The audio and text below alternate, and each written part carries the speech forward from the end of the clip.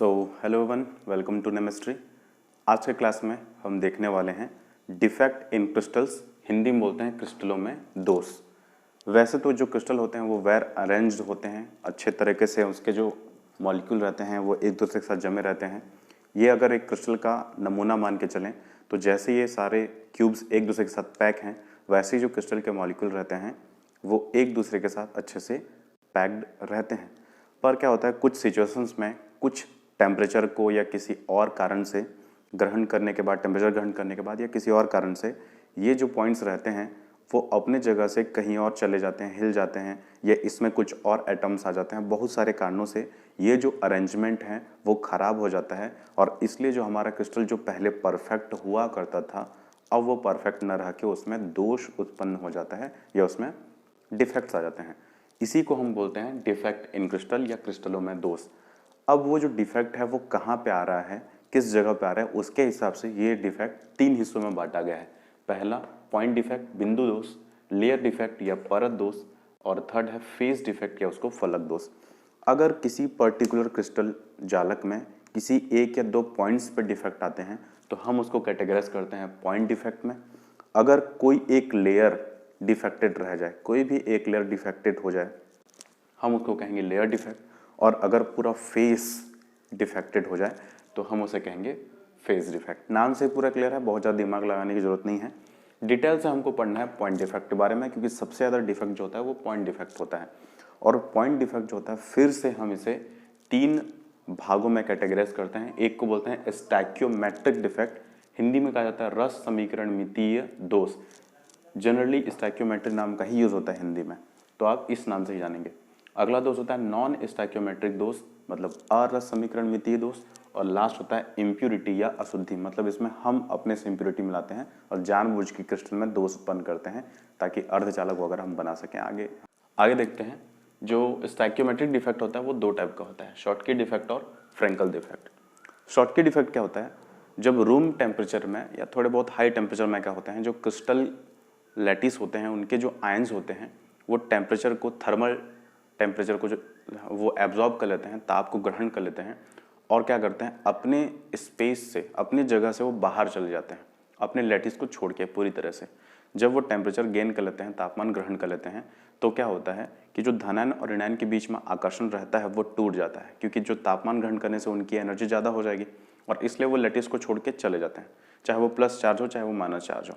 Suppose plus charge ion को, crystal lattice को छोड़ के चला गया, इससे क्या होगा, जो हमारा स्टैक्योमेट्री डिफेक्ट कहता है वो रेशो इक्वल होना चाहिए हमेशा। तो उस इक्वालिटी को मेंटेन करने के लिए साथ ही साथ एक नेगेटिव चार्ज भी वहाँ क्रिस्टल को छोड़ के चला जाता है। इससे क्या होता है कि डिफेक्ट से पहले और डिफेक्ट के बाद जो प्लस चार्ज और माइनस चार्ज है उनका रेशो हमेशा बराबर रहता है। क्या कह रहा हूँ एक बार इमेज से समझ लेते हैं थोड़ा सा। सपोज यहाँ पे कुछ इस तरह से प्लस और माइनस चार्ज को मैं दिखा रहा हूँ, ये प्लस है या माइनस है, plus minus plus minus plus minus plus minus plus minus plus minus plus minus, इस तरह से। ये डिफेक्ट से पहले है, इसको मैं बिफोर कर देता हूँ। और डिफेक्ट के बाद क्या होगा, इसमें से कोई भी एक जो है वो मिसिंग रहेगा अपने प्लेस से, और इस कारण से क्या होगा, उसमें न्यूट्रलिटी, मतलब जो हमारा ये क्रिस्टल लैटिस है वो उदासीन बना रहे, इसके लिए एक अपोजिट चार्ज भी चला जाएगा। फॉर एग्जांपल ये प्लस चार्ज के बाद ये माइनस चार्ज यहाँ पे मिसिंग है, ठीक है। तो इस माइनस चार्ज के जाने से इस क्रिस्टल आयन में प्लस चार्ज की संख्या ज़्यादा हो जाएगी। सपोज पहले यहाँ पे 10 ठो प्लस थे और 10 ठो माइनस थे, लेकिन अब जब 1 ठो प्लस चला गया तो यहाँ पे 9 ठो प्लस और अभी भी 10 ठो माइनस है, तो यहाँ पे एक माइनस चार्ज एक्स्ट्रा है। तो इस वजह से इस न्यूट्रलिटी को मेंटेन करने के लिए, इलेक्ट्रिकली न्यूट्रल रहने के लिए, उदासीनता बनाए रखने के लिए क्या होता है कि यहाँ से एक ऋणायन भी चला जाता है, जिससे डिफेक्ट के बाद भी यहाँ पे ये जो रेशियो है वो बना रहे, 1:1 वाला रेशियो हमेशा बना रहे। 10-10 है तो अब 9-9 होंगे या 8-8 होंगे, जैसा भी हो, लेकिन डिफेक्ट से पहले और डिफेक्ट के बाद ये रेशियो हमेशा मेंटेन रहना चाहिए। तो हमने यहाँ से एक माइनस चार्ज को गायब किया है, तो यहाँ पे हमको क्या करना पड़ेगा, कोई भी एक प्लस चार्ज किसी प्लेस से, सपोज मैं यहाँ से हटा दिया प्लस चार्ज को, तो इस तरह से हमको मैनेज करना पड़ेगा। तो यहाँ पे देखिए ये एक मिसिंग है और ये एक मिसिंग है, तो डिफेक्ट से पहले और डिफेक्ट के बाद दोनों ही केस में जो प्लस चार्ज है और जो माइनस चार्ज है उनका रेशो हमेशा अभी भी पहले जो था 1:1 अभी भी वही है 1:1। तो इस तरह से डिफेक्ट को हम लोग बोलते हैं शॉटकी डिफेक्ट, जिसमें इलेक्ट्रिकली न्यूट्रल रहने के लिए दोनों पेयर अपने लैटिस को छोड़ करके, अपने जालों को छोड़ करके बाहर चले जाते हैं। इससे क्या निष्कर्ष निकलते हैं, कुछ बातें समझ में आती हैं। जनरली जो शॉटकी डिफेक्ट है वो उनमें पाया जाता है जिसमें धनायन और ऋणायन दोनों का जो साइज रहता है वो ऑलमोस्ट सेम रहता है। पहला पॉइंट, साइज जो है वो क्या रहेगा, ऑलमोस्ट सेम रहेगा। दूसरा पॉइंट, साइज अगर सेम है तो जो प्लस चार्ज है उसका साइज बड़ा है तभी उनका साइज सेम है। तो जो रेडियस रेशियो है, रेडियस रेशियो क्या है मैं अपने पहले वाले क्लास में ऑलरेडी बता चुका हूँ, चाहे तो आप लेक्चर, मेरा प्रीवियस लेक्चर देख सकते हैं। जो रेडियस रेशियो रहता है वो हाई रहता है, और जब रेडियस रेशियो हाई है इसका मतलब धनायन का त्रिज्या बड़ा होगा तभी हाई होगा। ये सब मैं क्या बोल रहा हूँ मैं पहले बता चुका हूँ वीडियोज़ में। तीसरा पॉइंट ये होता है कि इनका कोऑर्डिनेशन नंबर भी हाई होता है। कोऑर्डिनेशन नंबर क्या है, प्लस चार्ज जितना माइनस से घिरा है और जो माइनस चार्ज जितने प्लस चार्ज से घिरा है उन संख्याओं को हम लोग कहते हैं कोऑर्डिनेशन नंबर। तो ये भी हाई होता है। तीन चीज़ें मैं बताया, साइज लगभग सेम होगा, रेडियस रेशियो हाई होगा, कोऑर्डिनेशन नंबर हाई होगा। चौथा पॉइंट, इनका डेंसिटी जो होता है वो कम हो जाता है। अब डेंसिटी क्यों कम हो गया, सपोज यहाँ पे जितने वॉल्यूम पे, सपोज इनका वॉल्यूम है 1 सेंटीमीटर क्यूब, 1 घन सेंटीमीटर, तो 1 घन सेंटीमीटर में सपोज यहाँ पे 10 अणु थे, तो अभी आयतन तो उतना ही है, अभी भी आयतन ये डिब्बा जितना बड़ा था ये डिब्बा ही उतना बड़ा ही है। सपोज ये है मेरा क्यूब, इसमें सपोज 10 अणु हैं और इसी क्यूब में अब 8 अणु हो जाएंगे क्योंकि एक धनायन और एक ऋणायन चला गया। तो जो घनत्व होता है हम पढ़ चुके हैं, मास अपॉन वॉल्यूम होता है, द्रव्यमान अपॉन आयतन होता है, तो आयतन वही है लेकिन मास कम हो जा रहा है। इस वजह से जो घनत्व है वो क्या हो जाता है, कम हो जाता है, क्योंकि ये कम होगा और ये तो उतना ही है। सपोज यहाँ पे पहले 10/50 हो रहा था, अब 8/50 हो जाएगा। इस वजह से ये जो वैल्यू है वो तो छोटा हो जाएगा, और तो इस कारण से डेंसिटी हमेशा कम हो जाता है शॉटकी डिफेक्ट के कारण। तो ये सब जानकारियाँ थी, एक एक्स्ट्रा जानकारी दे रहा हूँ। वही होता है कि जो शॉटकी डिफेक्ट होता है जनरली उन आयनिक क्रिस्टल्स में पाया जाता है जिनमें जो धनायन रहता है, जनरली बोल रहा हूँ ना, हमेशा हो ऐसा जरूरी नहीं है, पर 80% केसेस में उनमें पाया जाता है जिनमें जो धनायन होता है वो एस ब्लॉक के होते हैं। फॉर एग्जाम्पल AgCl और AgCl AgBr ऐसा कंपाउंड है जिसमें दोनों डिफेक्ट पाया जाता है, तो इसमें कंट्रोवर्शियल हो सकता है इस एग्जाम्पल में। अच्छा एग्जाम्पल है NaCl में जो Na होता है वो एस ब्लॉक का एलिमेंट होता है, भले जो ऋणायन है वो पी ब्लॉक का हो सकता है। तो जो धनायन होता है, जो मेटल होता है, वो जनरली एस ब्लॉक का होता है शॉटकी डिफेक्ट में। शॉटकी एस ब्लॉक याद रखना है, ठीक है। आगे देखते हैं फ्रैंकल डिफेक्ट। फ्रैंकल डिफेक्ट में क्या होता है, शॉटकी डिफेक्ट से थोड़ा सा अलग होता है। शॉटकी डिफेक्ट में क्या होता था कि एक धनायन और एक ऋणायन पूरे क्रिस्टल जालों को छोड़ करके चले जाते थे, लेकिन फ्रैंकल डिफेक्ट में क्रिस्टल जालों को छोड़ के नहीं चले जाते, बल्कि जो धनायन होता है, याद रखिए मैं ऋणायन नहीं बोल रहा हूँ, सिर्फ धनायन की बात कर रहा हूँ। हमेशा धनायन जो होता है वो अपने जगह को छोड़ करके अंतराकाशीय अवकाश, इंटरस्टेशियल स्पेस में चल जाता है। मैं क्या बोल रहा हूँ, डायग्राम से समझाता हूँ। सपोज फिर से बना रहा हूँ, यहाँ पे ये हमारा क्रिस्टल लैटिस है, तो इस क्रिस्टल लैटिस में शॉटकी डिफेक्ट में क्या हो रहा था, जो चार्ज थे वो क्रिस्टल को छोड़ के क्रिस्टल से बाहर ही चले जाते थे।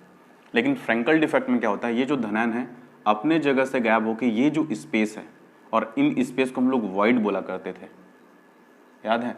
और वॉइड हमारा लीनियर हो सकता था, ट्राइएंगुलर हो सकता था, टेट्राहेड्रल हो सकता था, ऑक्टाहेड्रल हो सकता था। तो ये जो धनायन है इन वॉइड में जाके शिफ्ट हो जाता है। तो इस प्रकार के डिफेक्ट को हम लोग बोलते हैं फ्रैंकल डिफेक्ट, जिसमें पूरे बाहर चला नहीं जाता बल्कि वॉइड में शिफ्ट हो जाता है। तो जब वॉइड में शिफ्ट हो जाएगा तो कुछ इस तरह से बन जाएगा, वो देखते हैं। तो मैं प्लस को ही शिफ्ट कर रहा हूं,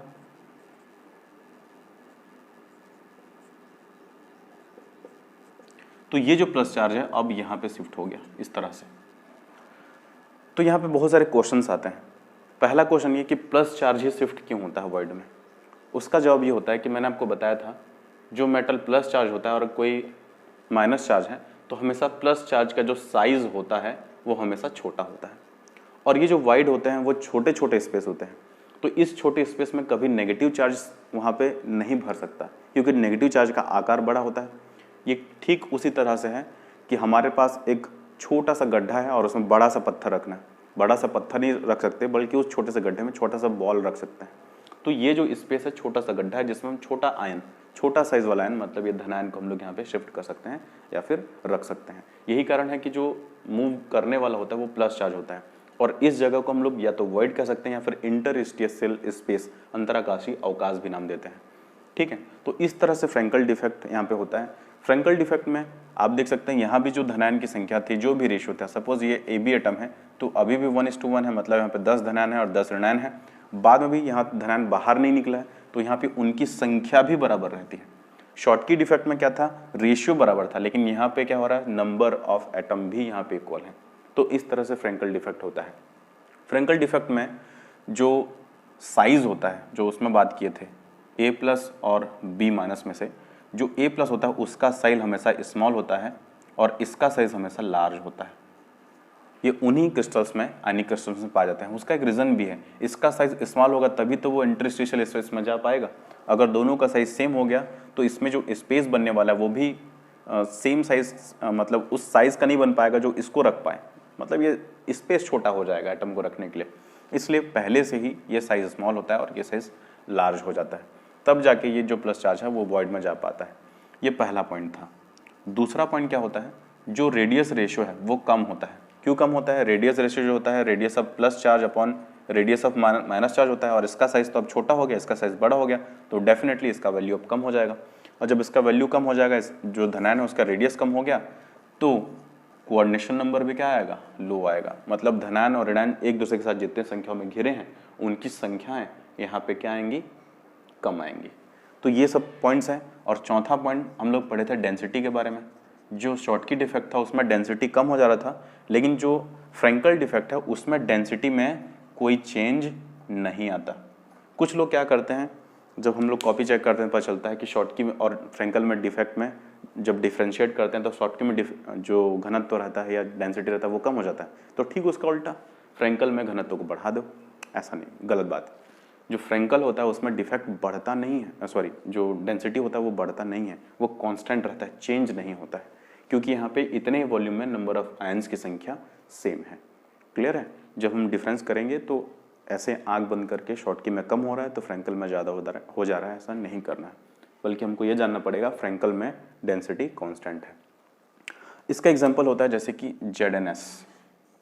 ZnS में ऑब्वियसली जिंक का साइज छोटा है और सल्फाइड का साइज बड़ा है, तो इस तरह के क्रिस्टल जो होते हैं वो फ्रैंकल डिफेक्ट शो करते हैं। इसके अलावा और एग्जांपल जैसे कि AgCl में बताया था, दोनों साइड आ जाता है AgCl, AgBr, AgI, तो इनसे पता चलता है कि जो यहाँ पे प्लस चार्ज है वो छोटा साइज है और जो माइनस चार्ज है उसका साइज बड़ा है, ताकि वो फ्रैंकल डिफेक्ट शो कर पाए। और जैसे कि बताया था, जो शॉर्टकी डिफेक्ट होते हैं वो S ब्लॉक के मेटल रहते हैं और जो फ्रैंकल डिफेक्ट शो करते हैं वो जनरली D ब्लॉक के मेटल होता है। यहाँ पे देखा जाए तो generally, in general D block के मेटल होते हैं। ठीक है, ओके, ये हो गया। आगे देखते हैं नॉन स्टोइकियोमेट्रिक डिफेक्ट। इसके बारे में बता चुका हूँ। ये दो तरह का होता है, धातु की अधिकता से होने वाला नॉन स्टोइकियोमेट्रिक डिफेक्ट और धातु की कमी, मेटल एक्सेस और मेटल डेफिशिएंसी।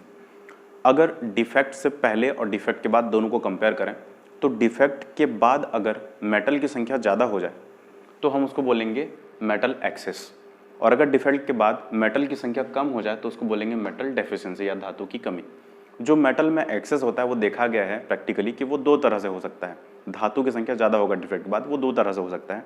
पहला तरीका यह कि उसमें जो नेगेटिव चार्ज है, जो नेगेटिव आयन है, वो खुद क्रिस्टल को छोड़ के चला जाए। तो जब नेगेटिव की संख्या कम हो जाएगी, इससे अपने आप जो प्लस चार्ज है उसकी संख्या बढ़ जाएगी।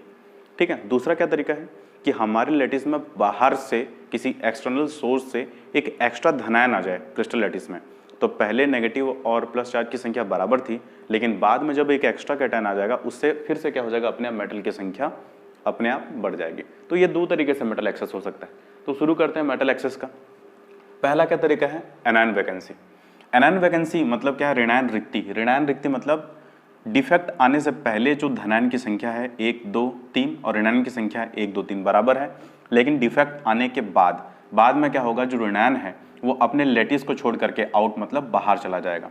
लेकिन जब बाहर चला जाता है तो उसका एक तरीका होता है कि वो तो बाहर निकल जाता है, लेकिन इलेक्ट्रिकली न्यूट्रलिटी को बरकरार रखने के लिए, विद्युत रूप से उदासीन बनाए रखने के लिए यहाँ पे एक इलेक्ट्रॉन आ जाता है, और इस वजह से ये नेगेटिव चार्ज तो बाहर जाता है लेकिन उसका इलेक्ट्रॉन रह जाता है। अब आप सोचेंगे ये कैसे पॉसिबल है कि नेगेटिव चार्ज है वो बाहर जाएगा और उसका इलेक्ट्रॉन रह जाएगा। तो इसको समझाता हूँ मैं। जैसे कि हमारे पास ये जो लैटिस है, माना कि ये NaCl का है, तो इमेजिन कीजिए कि जो Na+ है वो A+ को रिप्रेजेंट कर रहा है और जो Cl- है वो B- को रिप्रेजेंट कर रहा है।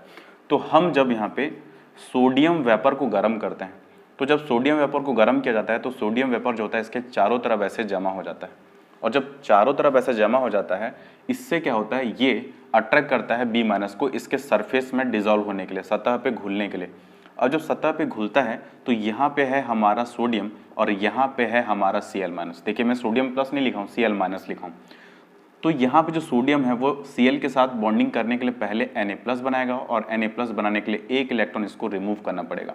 तो जैसे वो इलेक्ट्रॉन रिमूव होता है वो इस जगह पे आ जाता है और वो इलेक्ट्रिकली न्यूट्रलिटी को बनाता है, बरकरार रखता है और हमारा क्रिस्टल बन जाता है।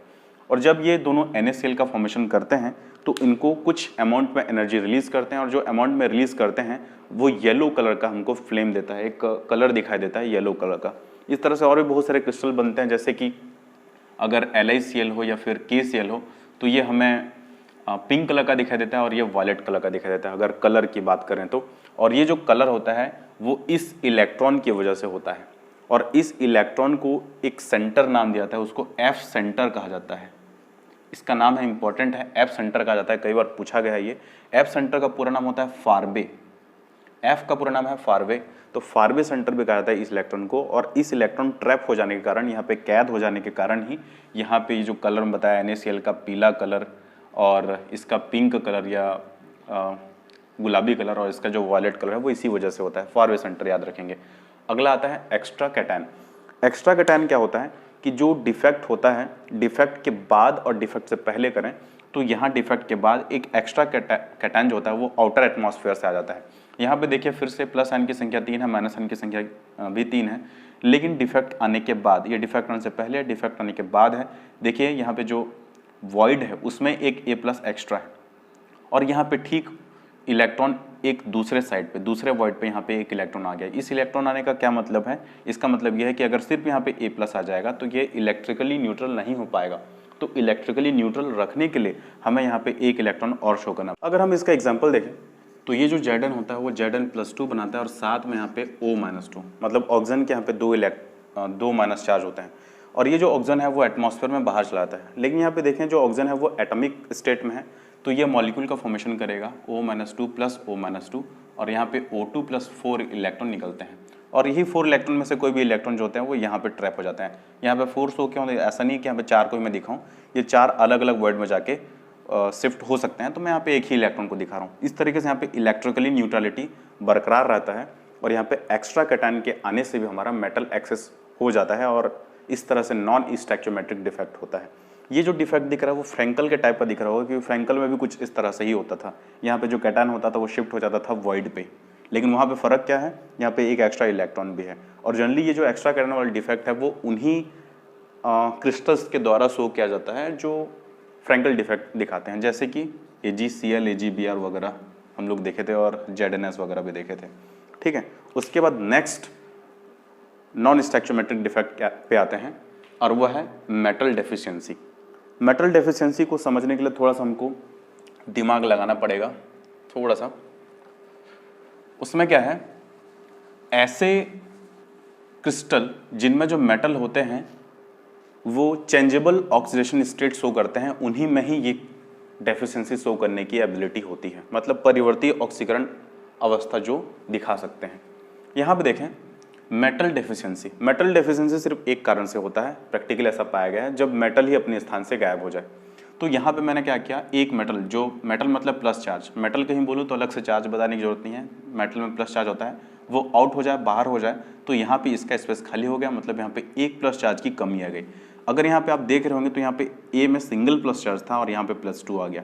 ऐसा इसलिए हुआ क्योंकि जब यहाँ से एक प्लस चार्ज गायब हो गया तो इसके स्थान को मैनेज करने के लिए, क्योंकि यहाँ पे 3 माइनस अभी भी हैं और इसके चले जाने से यहाँ पे 2 ही प्लस बचते, तो ये जब +2 बनाया तो +2 और +1 +3 हो गया और यहाँ पे माइनस में तो ऑलरेडी 3 है, तभी जाके इलेक्ट्रिकली न्यूट्रलिटी आ सकता है। फिर से एक बार बता रहा हूँ, जब ये A+ आउट हो गया तो यहाँ पे सिर्फ 2 प्लस बचे, और यहाँ पे माइनस कितना है 1 2 3। तो इसको बैलेंस करने के लिए ये जो है अपने ऑक्सीडेशन स्टेट को 1 बढ़ा दिया और यहाँ पे +2 आ गया। इस वजह से यहाँ पे 1 और 2, 1 और 2 कितना हो गया 3, और यहाँ पे 3 माइनस, भले ही यहाँ पे कुछ भी नहीं है, स्पेस है, ये वैकेंट है। तो इस तरह से मेटल डेफिशिएंसी होता है, और ये जो डिफेक्ट है वो क्या है, नॉन स्टैक्योमेट्रिक डिफेक्ट है। तो अगर आपको समझ में आ गया तो एग्जाम्पल से भी मैं दिखा सकता हूँ, जैसे कि आयरन ऑक्साइड होता है, ठीक है। आयरन ऑक्साइड में जो आयरन होता है वो 2 टाइप का ऑक्सीडेशन स्टेट दिखाता है। कुछ आयरन +2 वाले होते हैं और कुछ आयरन +3 वाले होते हैं, जबकि अगर हम लोग फॉर्मूला से देखें तो क्लियरली हमको ऐसा ही दिखाई दे रहा है, कुछ इस तरह से होगा। ये दोनों होने का रीज़न क्या होता है, वो रीज़न ये होता है कि जो मेटल होते हैं शुरू में तो सारे के सारे +2 में रहते हैं, O-2, फिर +2 आयरन +2 और O-2, फिर से आयरन +2 और फिर से O-2। लेकिन क्या होता है कि कुछ जो आयरन होते हैं वो अपने जगह से गायब हो जाते हैं, और जब ये अपनी जगह से गायब हो जाएंगे तो यहाँ पे 2+ का नुकसान हो गया, और जबकि यहाँ पे 2- ज़्यादा हो गया, तो अब ये इलेक्ट्रिकली न्यूट्रल नहीं रहे। तो इसी इलेक्ट्रिकली न्यूट्रलिटी को बनाए रखने के लिए 2+ को एडजस्ट करने के लिए जो आयरन रहते हैं वो +3 और +3 में यहाँ पे शिफ्ट हो जाते हैं, और इस तरह से जो बाकी के आयरन और भी नीचे होंगे वो अपने +2 ऑक्सीडेशन में ही रहेंगे। बाकी के जो आयरन है वो +2 में रहेंगे, यहाँ बीच में वो माइनस भी रहेगा। इस तरह से फॉर्मूला में हमको लगता है कि सारे +2 सारे -2 होंगे, लेकिन रियलिटी में क्या होता है, क्योंकि इनमें मेटल डेफिशिएंसी पाया जाता है, कुछ मेटल कम रहते हैं, इसलिए जो आयरन होता है वो अपने ऑक्सीडेशन स्टेट को चेंज करके 1 अंक से बढ़ा करके +3 में आ जाता है, और इस क्रिस्टल को न्यूट्रल बनाए रखता है। तो इस तरह से हमारा जो 3 हिस्सा है पॉइंट डिफेक्ट का, stoichiometric defect, non stoichiometric defect और इम्प्यूरिटी, उसमें से 2 हिस्सा आज के लेक्चर में कंप्लीट होता है। कौन कौन सा, स्टैक्योमेट्रिक और नॉन स्टैक्योमेट्रिक। नेक्स्ट चैप्टर में बताऊंगा मैं इम्प्यूरिटी। सो आज क्लास में इतना ही। इम्प्यूरिटी हम पढ़ेंगे नेक्स्ट क्लास में। तब तक के लिए आप मेरे चैनल को सब्सक्राइब कर लीजिए, और अगर आई वीडियो अच्छा लगा तो डेफिनेटली लाइक कमेंट कीजिए। Thank you.